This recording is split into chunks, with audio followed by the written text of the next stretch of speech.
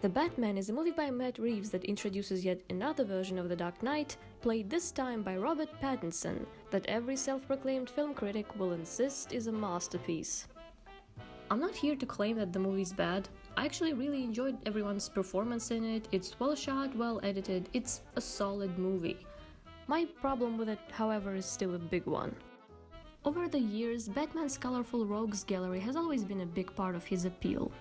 Unfortunately, more often than not, it's only one of those rogues that gets to shine on a big screen, and it's been a sentiment of many fans for years to give a spotlight to some lesser-known characters.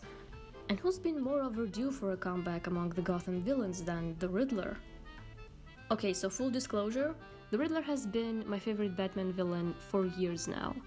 I've read pretty much all the major storylines he appears in, and saw the character through most of his adaptations. So it's safe to say that I know some stuff about the Riddler, like a normal, non-obsessive amount of stuff.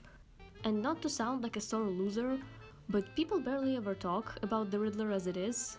So it's especially frustrating that when he does get a spotlight for once, it's only to be completely remodeled.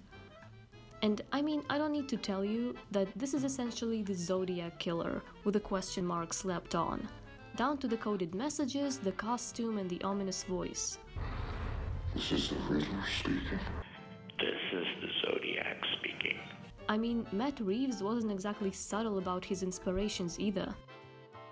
There's been a lot of inevitable comparisons of this to the Nolan trilogy, but if there's anything this movie desperately tries to emulate, it's being a David Fincher-style murder mystery. Except the only mystery here is how anyone is supposed to sit through its 3-hour runtime. Although I can definitely see the parallels between this Riddler and the Joker from The Dark Knight. The key difference here, though, is that Heath Ledger's Joker, regardless of how grounded he was, still felt like a variation on the same character. This just feels like something else entirely. I know a lot of people love this version regardless, and even saw it as a huge improvement on a two-dimensional villain with a silly gimmick. And while I can't agree with that, I can definitely see where people are coming from. The only other point of reference most people have of the Riddler are Jim Carrey and Frank Gorshin, who, while good in their own right, weren't exactly nuanced villains. Was that over the top? I can never tell.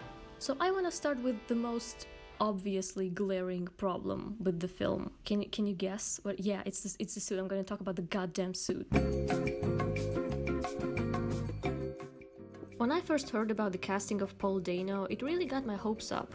He's a great physical match for the part, he's just obscure enough to not be distracting, but also has enough standout performances to showcase his acting skills, especially in films like Okja and Swiss Army Man. Should I just go back to being dead? Yes, you should. Die in a fire. So it's a real shame that he barely gets to show his face in this movie, and for no good reason.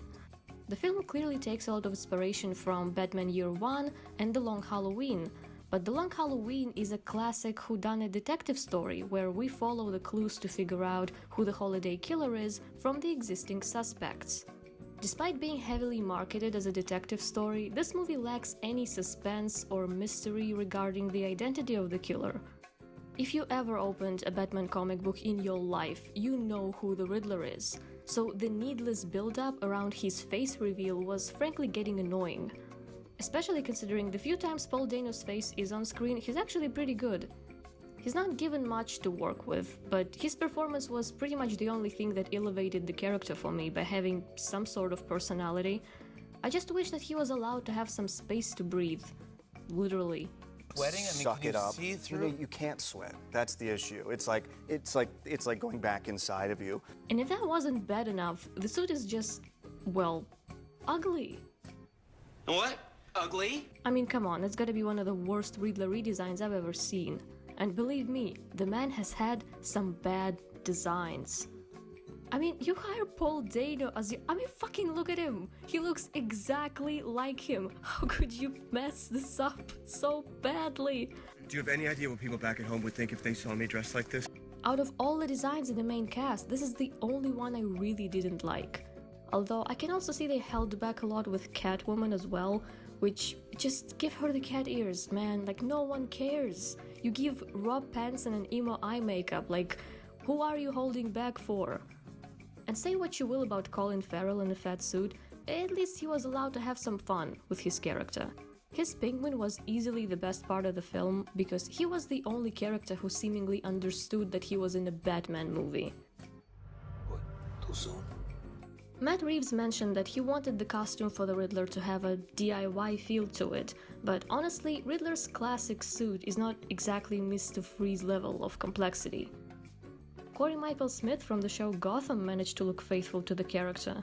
I'm not a big fan of the writing on that show, but performance-wise, he is probably one of my favorite live-action Riddlers so far.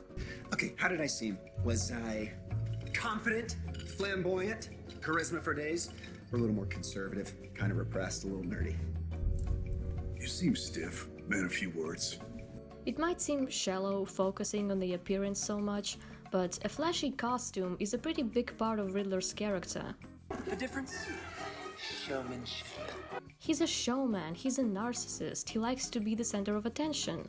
And his suit would give you an idea that you're dealing with someone who's quite full of himself. You're adorable. Adorable, huh? And at the end of the day, the suit wasn't designed like that to make it seem practical, which, by the way, it wasn't. It's so clingy. It's so sealed. It was designed like that to make him scary, which would be more appropriate if it was, a different Batman villain. Okay, so here's the thing.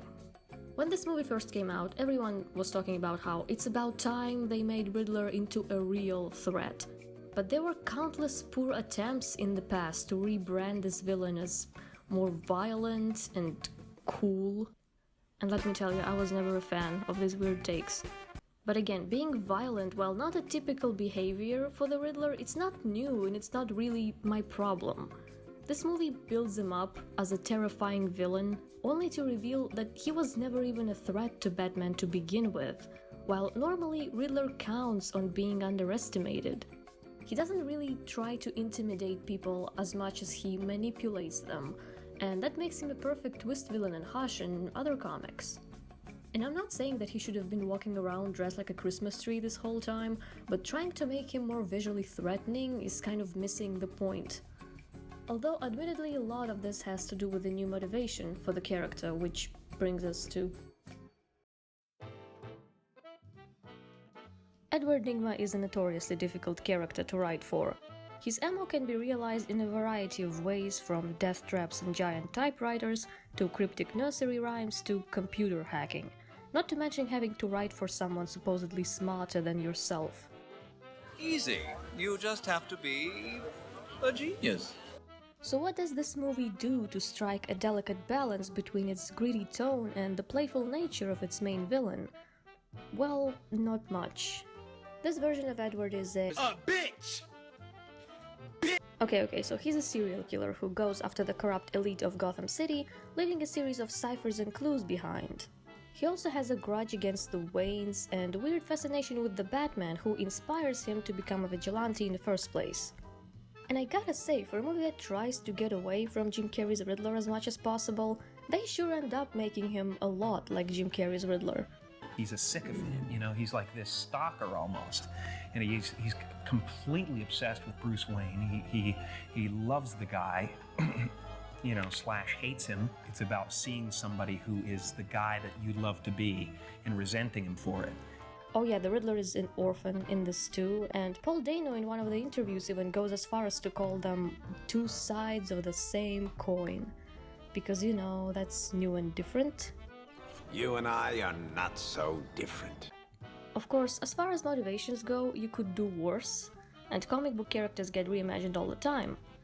The Riddler has had a ton of different origins, ranging from he was bored, to having an abusive father who caused him to develop OCD. What it really comes down to is that he's someone who values intelligence above all else, and will go to ridiculous lengths to prove it.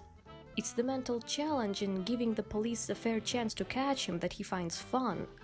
This movie making him a vigilante and a figure of vengeance only serves to highlight Batman's development as a hero, acting as his twisted mirror in a way. Which isn't a bad way to write an antagonist, but is effectively reducing his character to saying, You and I are not so different. I think it's really a detriment to the acting of Paul Dano that in this 3-hour-long movie, his villain doesn't get a chance to develop an identity that isn't a poor imitation of Batman. That and, you know, having most of his appearances be with a mask through a voice filter. Nobody. What are you talking about? Wouldn't you like to know?